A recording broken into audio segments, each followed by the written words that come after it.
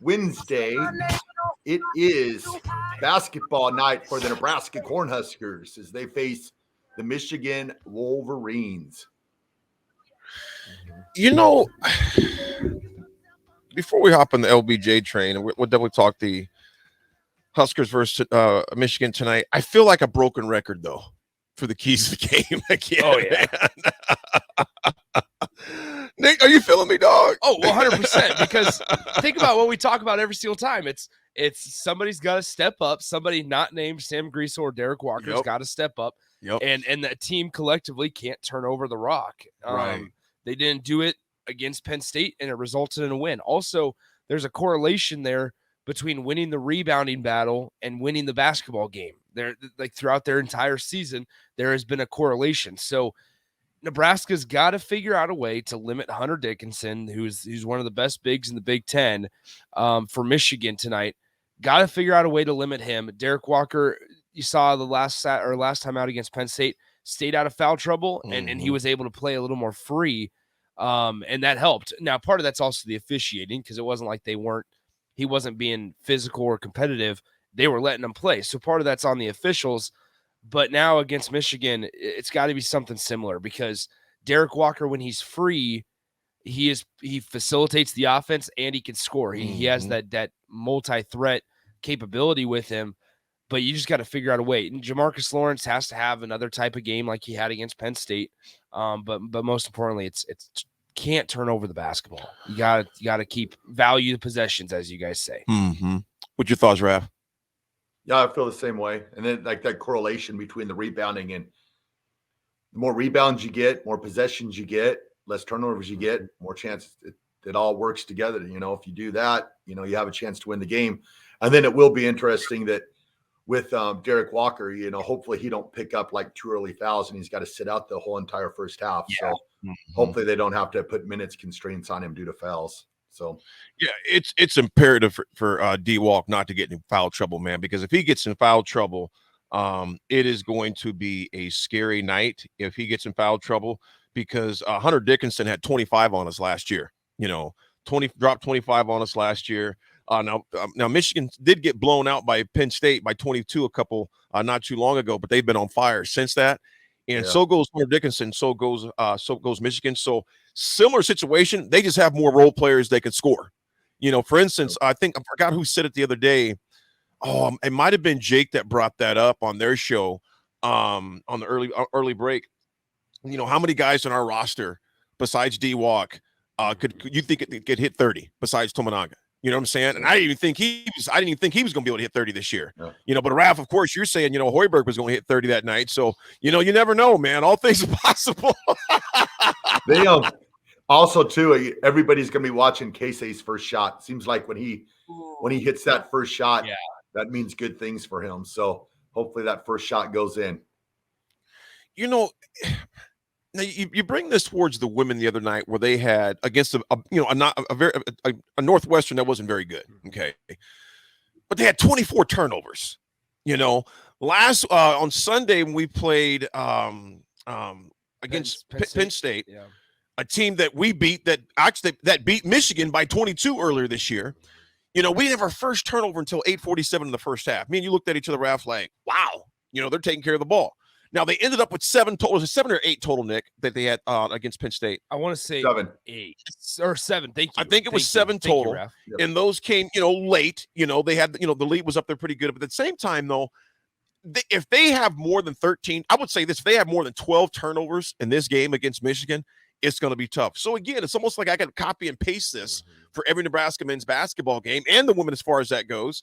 But the men, you got to take care of the basketball. Value the possessions. Value the possessions. Value the possessions. Michigan, that crowd is going to be, you know, a good crowd. 5:30 game, 6:30 their time, 5:30 our time. You know, so we got to take care of the basketball. 2, D-Walk cannot play passive. Bottom line, he's got to be aggressive. And Sam Griesel. And exactly. Sam Griesel. Those two, you got to have a presence. They got to have a presence. And I would even say, you know what, man? I would almost say Sam even more, because he controls the tempo. I would almost say him being the floor general, the point guard, it's going to be essential for him to get the ball into D-Walk quick, early and often.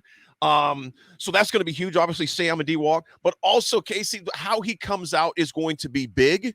You know, because with him, like we don't notice, I love the guy, but he's either going to be really hot or he ain't going to hit a broadside of a barn. It's going to be one of those two. I want him to get more consistent. I'm just saying, okay, it may not be 25 tonight. Heck, it may not be 18 tonight. But what if I get 12 good points in there, play defense, get about 6 or 7 boards and some assists? I will say, and this is kind of a tribute to Casey, is this so far this season, when he's struggled offensively, he hasn't allowed that to affect his defensive performance. And we talked about that at the beginning of the year, where it was like this team as a whole that's kind of backed off a little bit. But Casey, if you watch, and let's say he's struggling tonight, watch him on the defensive side. His intensity is still going to be there if his offensive skills aren't showing tonight. Now, also what I want Husker fans to kind of watch tonight, and it was really apparent against Penn State, Casey never stops moving. No, never stops moving. And if you think about like over the past couple of years of Nebraska basketball, a huge issue has been spacing out the floor. It's been guys moving without the basketball, trying to draw defenders into other areas that can open up space for the ball handler. Right. So Casey, who emulates his game, he's admitted it, after Steph Curry, who never stops running, runs in circles, runs throughout the entire half court. Casey does the exact same thing. Yeah, he does. And it's truly kind of interesting to watch, and it's even more enjoyable to watch when he has a night like he did on Sunday, because the guy never stops moving, and every single time he catches the ball, he looks to shoot. And you know what, Nick, what you bring that up is a great point, because you know that does two things. Number one, it keeps motion, liquidity in your offense, and number two, it's wearing the guy out that's guarding him. Because you think about, you chase a guy. It was like playing a Dennis Rodman back in the day.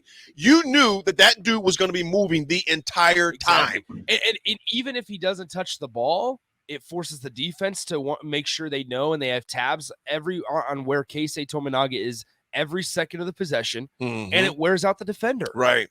It wears out the defender. Even if Casey does not touch the basketball, or if he touches it but gives it right back and they reverse it around the perimeter, whatever happens, it wears out the defender, and it forces the defense as a team and as a group to keep tabs on where is Casey Tominaga, Nebraska's best shooter. Where's Casey? Where is Casey? It forces them to keep tabs on him. And so it's just another thing that the defense has to worry about. You know, Raph, I was thinking about this, man. In your opinion, okay, let's say Casey is not that guy today. Casey is not that guy tonight. Who would you like to see step up tonight and at least, to contribute? Because because Nick brought up a good point. Now we beat Penn State, but Raph, I mentioned to you, Penn State moves all the time on offense. It's like you're watching. It's just like an assembly line. They're constantly in motion. Let's say a Casey doesn't step up tonight, who else would you like to see, Raph, that could be instrumental for us tonight? I think CJ Wilcher's due. It seemed like he's heating up a little bit in the last game, but I think he's due for a big game. I feel like we hold out. He's got a pretty shot, but it just seems like he struggled with it this year. But I look forward to that game where maybe he breaks out with like 15 to 20.